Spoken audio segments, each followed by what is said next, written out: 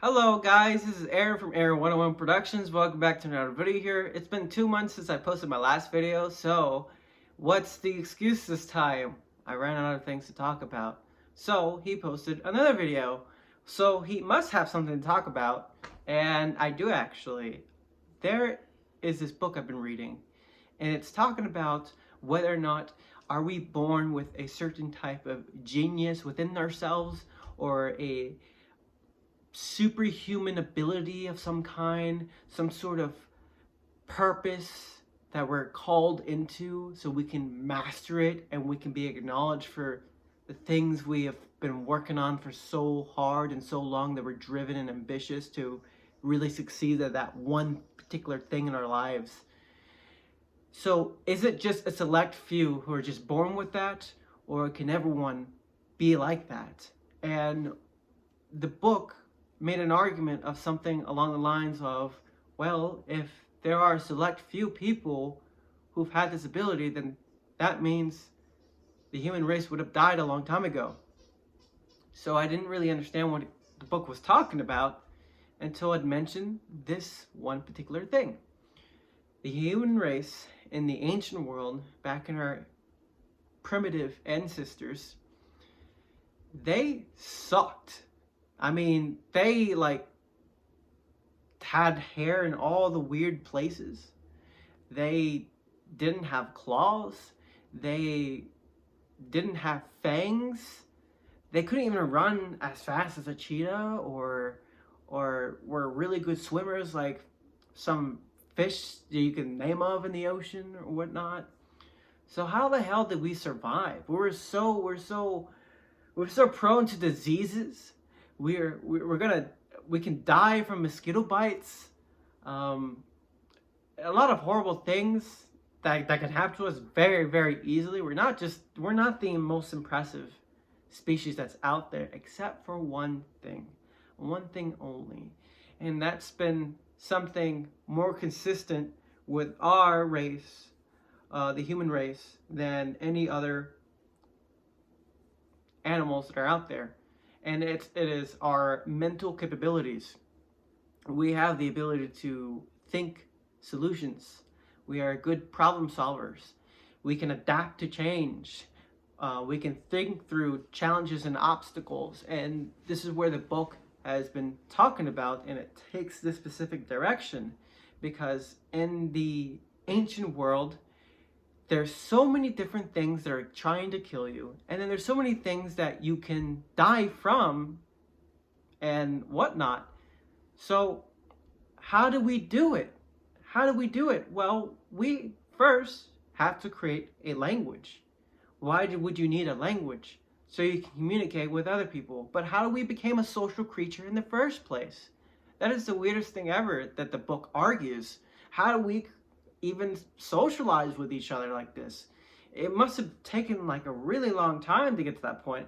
Realistically, if your consciousness expands and evolves over years and years and years, as Charles Darwin predicts and whatnot, well, it would have taken it too long of a damn time.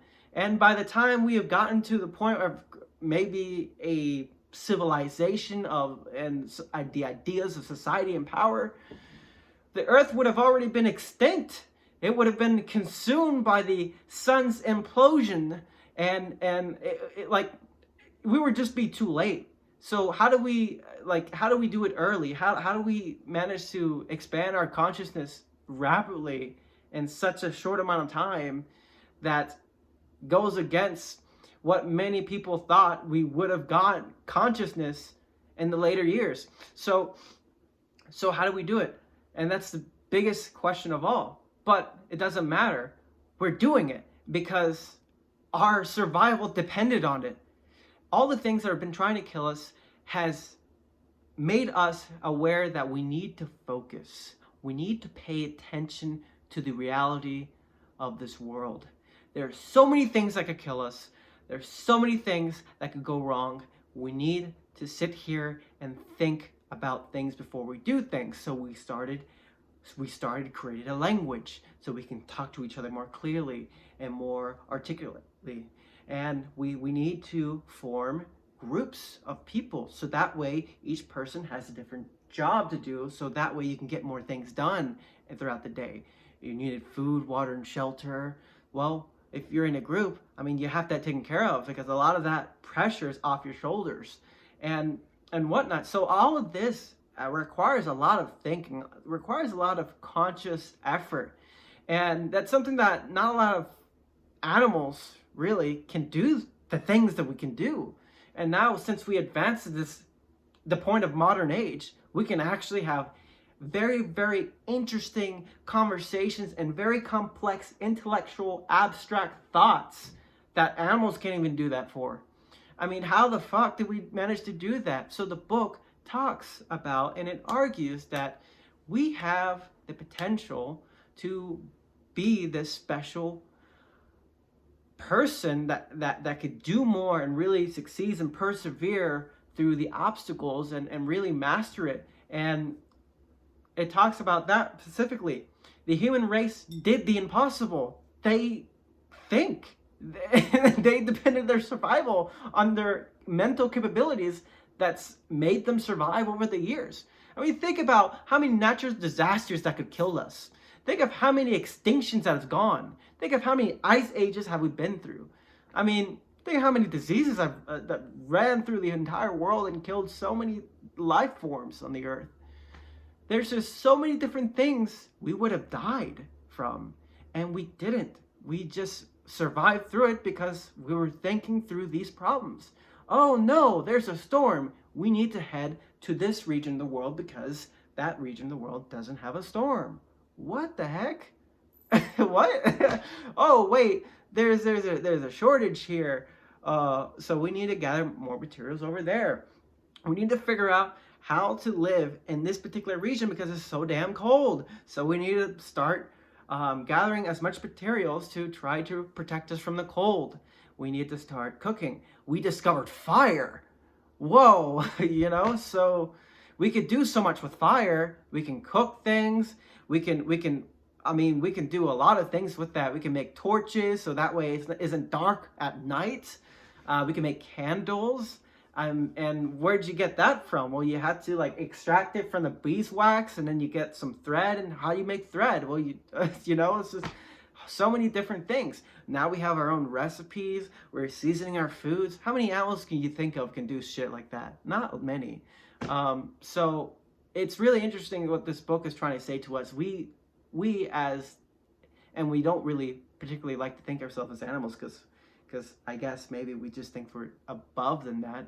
But really we are animals because at one point we're just animals. And there's a lot of things you could point out to that the more you ignore that, the more you suffer the consequences. I think one of the things, for example, is, well, in this day and age, we don't exercise.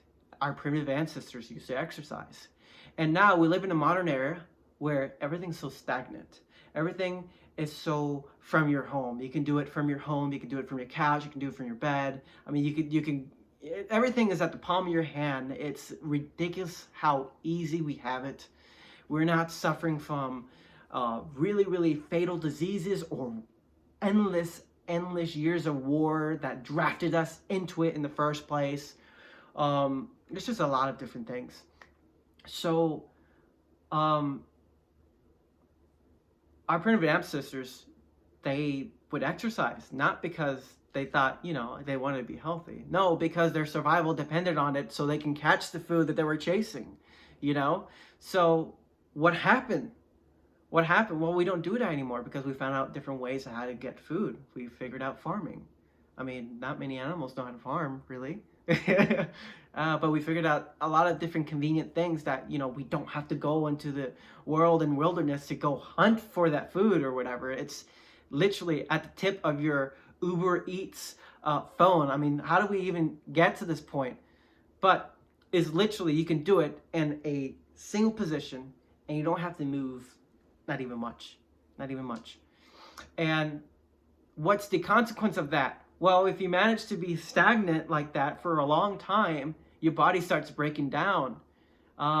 you start suffering the consequences. You may gain some weight, and then it could create some other problems, maybe some heart problems, maybe you, and if you don't exercise your mind, which our primitive ancestors used to do that. They used to figure out, well, they had to focus on the details of how to track animals, and then they had to keep a lot of things in mind, like I can't be in this area because there could be animals there. Or like, for example, what the book also mentions is that, well, the human race, particularly if you're in smaller groups, you don't want to set up settlements in a flat area, flatlands, because humans are very easy to spot in flatlands, and there could be all kinds of predators that are waiting to get you. So what they managed to do was they managed to build settlements in places where it made it harder for the predators to figure out where they were.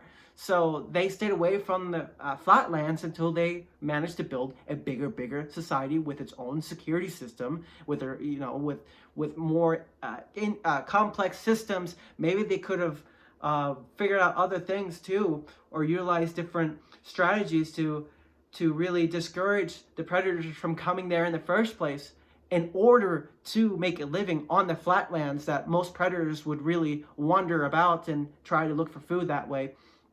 So we went against what we used to do, and we used to be more active. We used to move around. We used to use our mind a lot because it mattered so much to use our mind. We had to use our mind because our survival depended on it. And now we don't use our mind. Now we don't move a lot. And now our body starts breaking down. We have all these problems. We have heart problems. I mean, we have really bad problems that are just really easy to fix. Well, not easy if you're really on the later and more aggressive stage of those diseases and conditions. But I mean, these are just simple things that if you just didn't stay stagnant, I mean, a lot of these issues wouldn't even arise, or maybe it would have, but then you would have delayed it a lot more, and it wouldn't be present until later on. And then you don't use your mind so much. We don't think so much because we have our phones to do all the thinking for us. We don't memorize phone numbers anymore. We have it on speed dial. Well, who needs to memorize phone numbers? A lot of us don't even read, to be honest. And I was like that for a while, and I'm still working on that. But the more I read, the more I'm enjoying. But I also noticed something too. The more I'm reading and the more I'm writing, the more I'm remembering, which is huge. It is fucking huge. I can't tell you how many times I've looked at something, and then I go back, and I'm doing a specific task, and I just forgot what I just looked at 2 seconds ago. That's not normal. I'm 20 years old. That shouldn't be happening. The more I started reading, the less that started to happen. So my short-term memory really increased. So the moment I looked at something 2 seconds later, I remember it instantly. I didn't have to think hard. It just happened. Sometimes, I don't know if this happens to you, but sometimes when you're going through your phone and you're like, oh, I need to go to this specific app to do this one thing. But then you go and do that and you're like, wait a second, I pressed the wrong app. Oh wait, no, I pressed the wrong app. What was I doing again? Oh shit, fuck. I don't remember what I was doing. And then you put your phone there and you're like, oh yeah, I remember that one thing, yeah. Why was that so hard to remember? Like, it's like such a short amount of time, and you told yourself literally seconds ago that you need to go to this app for this specific thing to do a specific action. And then once you open up your phone, you forgot. And then you press on a random app and you're like, wait, am I supposed to go here? No, wait, no, I don't know. Oh, fuck, what was I doing? What was the purpose? Why was this so important to me? And then you shut your phone down and you turn it on and you're like, oh, I remember now. It's this one. Why was that so hard to remember? Our minds are so lazy. Like, this is what happens. Our mind is declining. Our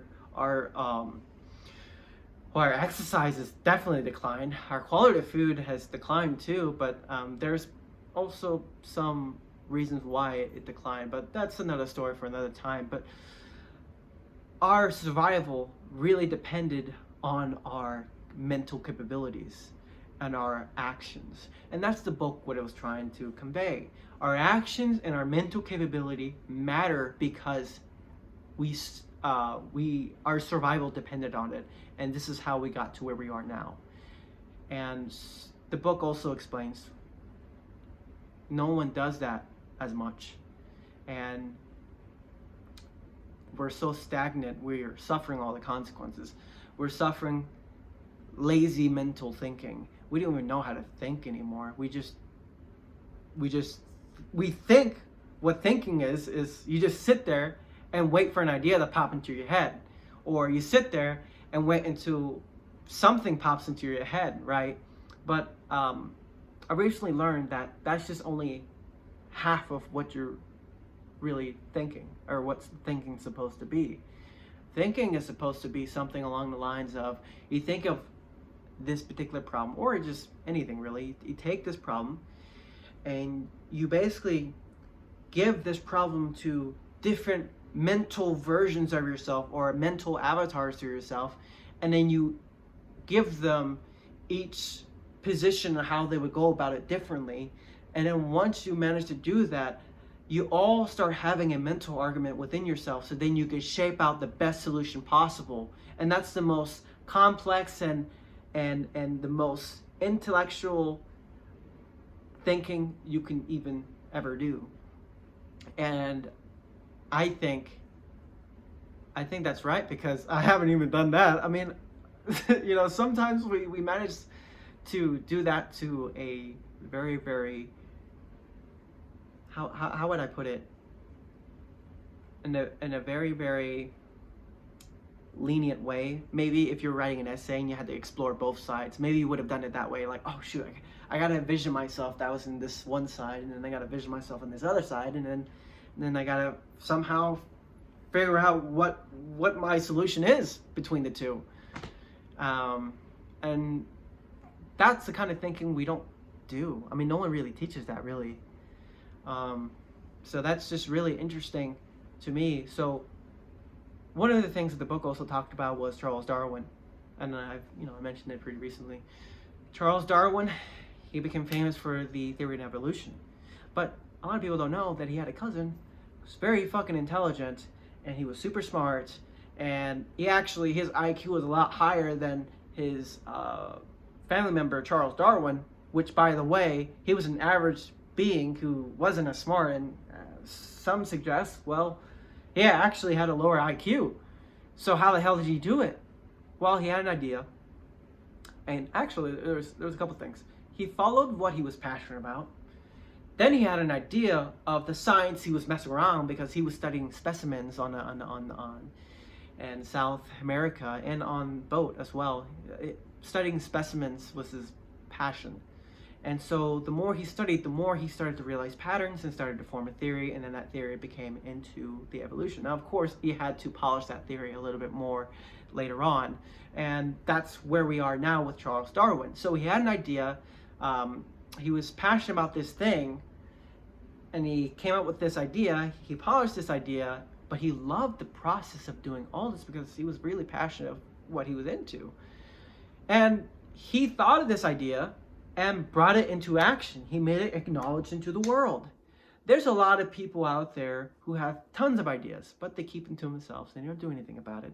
And this is one of the examples that's happened to his cousins. Maybe his cousin may have had that idea, maybe not. Maybe, who knows, right? But maybe he could have had an idea, but he didn't do anything with it. And that's not to say that, oh, that's just one particular thing at one time, right? But it really shed some light to how many people in this world had similar ideas, and they look at the successful people who actually did the action first on that idea, and they're like, fuck, I could have done that. I could have been a millionaire at this point, or whatever. I could have been the successful whatever so-and-so, because I just had that idea and someone took it, and damn it. So it's just really interesting how you don't really need much to really become quote-unquote genius into the world, or become a master of some kind and be acknowledged for that. Sometimes we don't give ourselves enough credit to even allow ourselves to become legends. And I guess where that's the saying that goes back to we are our own worst critics. But one thing for sure from this lesson that I've learned, whatever ideas you have, don't stay quiet on it. Well, you do want to stay quiet to some extent because you don't want people to steal your ideas, right? But you don't want to be completely quiet about it too, where to the point that you don't do anything with it. And don't think that only a select few can only be legends. Anyone can be legends, even in the most complex subject you can think of, and you're just an average person, doesn't have a high Q. You could have an idea and the first person to bring that idea into action and be credited for it, just like Charles Darwin. Anyways, thank you so much for watching and have a good one.